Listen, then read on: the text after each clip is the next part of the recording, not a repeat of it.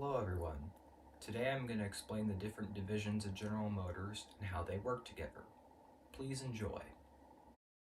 When it comes to General Motors, as it was in the olden days, it is certainly the most complicated company out of all American automobile manufacturers. How exactly could over 5 brands of cars under one company exist together without destroying each other in competition? To answer this question, we have to go back to the early days of General Motors, before it was even a united company. General Motors was started when William Durant, the owner of Buick, bought Oldsmobile. However, instead of combining the factories under one name, William Durant kept the brand Oldsmobile alive along with Buick, creating 2 brands under one company. However, this acquisition had a big potential problem. At this time, all automobiles were considered an enormous luxury that very few people could afford, and all companies competed against each other. If General Motors was competing against itself, one section of it would suffer while the other would prosper, and the company would suffer as a whole. To solve this potential issue, Oldsmobile was marketed at a lower price than Buick. Therefore, the brands didn't directly compete against each other.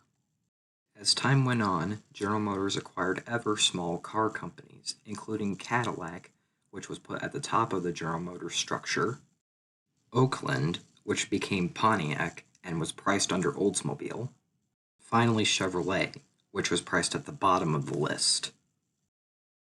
There were many other brands that General Motors purchased, but the ones listed previously are the most significant. Since Chevrolet is at the bottom of the list, this may leave some of you wondering why it's so popular.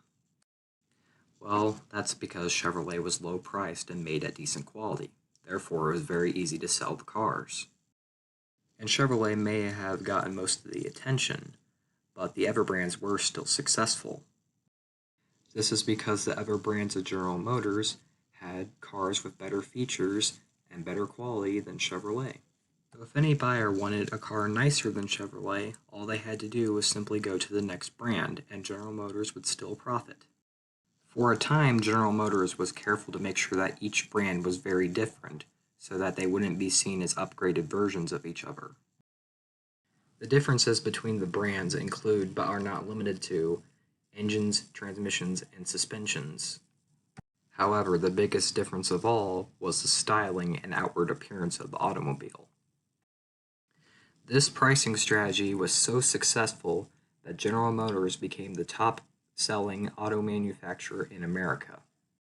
Unfortunately, they were not careful to keep the system intact because in the 1970s, General Motors began to share more and more parts between automobile brands.